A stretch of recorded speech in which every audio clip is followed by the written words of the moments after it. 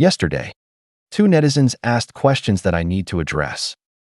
The first was about Indians celebrating their GDP surpassing Japan's, asking for my comments. The second was why I can produce 3 videos a day. Obviously, the answer to the second question is closely related to the first. As a vlogger discussing politics, military, and technology, my comment section provides a wealth of material daily, so I don't need to deliberately choose topics. Especially with news about the Bharat Empire.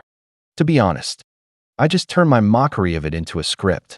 Have AI read it, add a few illustrations, and a video is ready. I don't worry about video quality because the like rate and watch completion rate from viewers are high. Mocking the Bharat Empire creates a shared mindset, allowing us to discuss specific topics joyfully, which is a healthy model. I've never felt my channel lacks subscribers or traffic. There's a Chinese saying, when drinking with kindred spirits, 1,000 cups are too few. When words don't align, half a sentence is too much. My goal in making videos is to share my views and connect with like-minded netizens. I don't care about the number of followers. I value the collision of ideas and creative brainstorming. Now, back to today's video topic: how to evaluate India's GDP surpassing Japan. According to international forecasts, India's GDP will overtake Japan's in 2025, becoming the world's 4th largest, a significant event symbolizing India's rising national strength. Regardless, it's understandable for Indians to celebrate. I've watched many videos where interviewees expressed pride in being Indian. This is also a key voter base for the Modi government.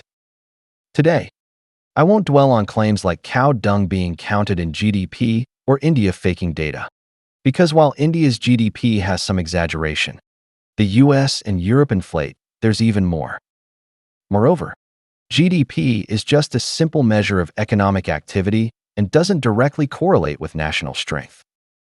To help viewers understand this better, we can compare Japan and India in practical terms like living standards, infrastructure development, industrial strength, technological capability, and military power. Unfortunately, comparing India to Japan in any of these areas is an insult to Japan. To put it bluntly, Japanese pets live 10 times more decently than Indians, and Japanese toilets are 100 times cleaner than Indian streets. Japan sits at the top of the global industrial chain, with industrial strength rivaling major powers like China and the US. Despite stagnation following the Plaza Accord and the Japan-US Semiconductor Agreement, Japan remains among the most competitive nations in advanced materials, precision instruments, machinery, and military industries. Although China's manufacturing accounts for over 1/3 of the global total, Japan's 6% ranks 3rd, behind the US at 12%, but still double India's share. Moreover, Japan's manufacturing carries higher value. This is just Japan's domestic manufacturing. As a resource-scarce, export-oriented country, Japan's corporations have a high degree of globalization. Major firms like Toyota and Honda have extensive overseas investments, giving Japan far greater industrial influence than India. The two are simply not in the same league. In terms of industrial strength, Japan surpasses Germany. So comparing India to Japan is indeed a great insult to Japan. If you tell a Chinese person they have a chance to immigrate to Japan, they are likely to be thrilled. Japan is an open, civilized, modern nation, offering clean streets, robust infrastructure, strong social security, and high life expectancy. Even if not celebrated, it wouldn't be a bad choice.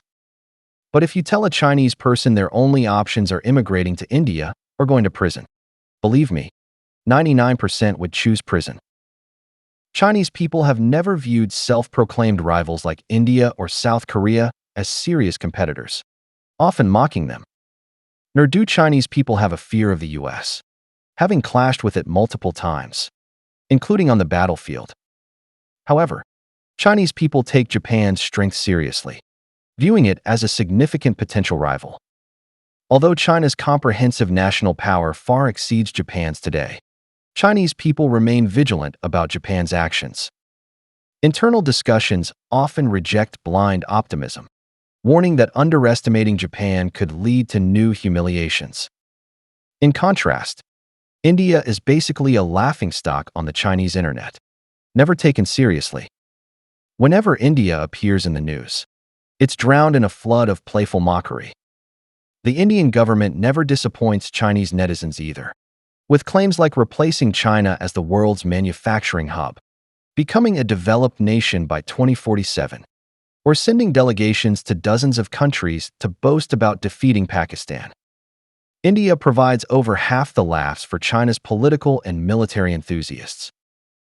Here's a simple example. Japan's Izumo-class helicopter destroyer, with a full displacement under 30,000 tons, can carry 10 to 12 F-35B fighters. Its propulsion, radar, air defense, and anti-ship systems far surpass those of India's aircraft carriers. Japan's destroyers, submarines, and supply ships also outclass India's across the board. In a deep-sea showdown, Japan's navy could wipe out India's 2 carrier battle groups in short order with minimal losses. Many Indians love compiling national ranking lists and citing paper data. But if their eyes aren't blind, they should study the precision engineering of Chinese and Japanese warships compared to their own outdated equipment. They'd realize that paper stats mean nothing in the face of absolute strength. Their one-sided thrashing by Pakistan in air combat is the best proof. Forget surpassing Japan. They should focus on how to exceed the living standards of Japanese pets.